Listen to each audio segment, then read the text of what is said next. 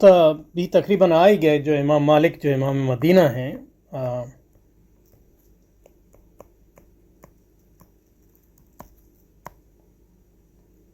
اور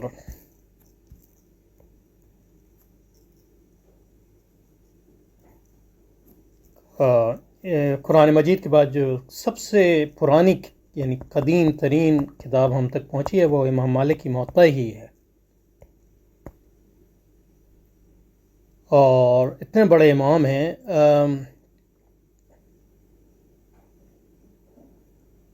یعنی مدینہ میں پلے بڑے، ان کے جو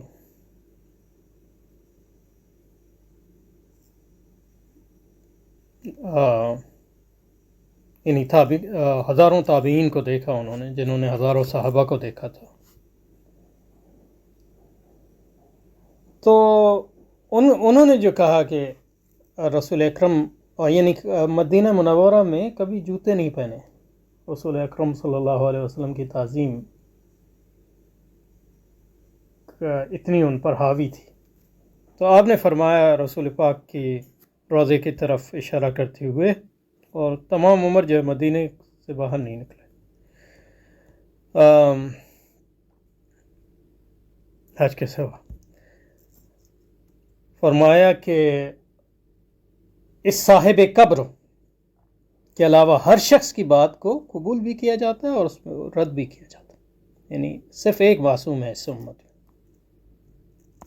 تو جب مطلب ہم حضرت مولانا اشرف علی تھانوی پہ تنقید کرتے ہیں، ان کی بات خیالات پہ، یا مولانا مودودی پہ تنقید کرتے ہیں، یا مفتی تقی عثمانی صاحب کی، یا اور بڑے بڑے علماء کی، تو علامہ اقبال کی کیا حیثیت ہے ان کے مقابلے میں؟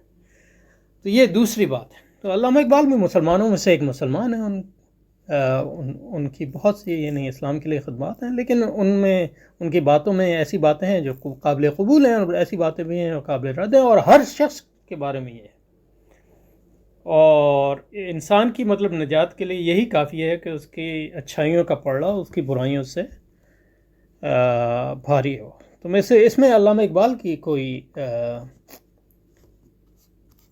توہین یا ان کی تنقیص مطلوب نہیں ہے، بلکہ یہ کہ جو لوگ علامہ اقبال کو استعمال کر کے شاعر دین کی توہین کرتے ہیں، یہ اصل میں یعنی آپ علامہ اقبال کے شعر جو ہے علماء کے خلاف اس کو اخباروں میں چھاپتے ہیں، تو مطلب یہ علماء کو یعنی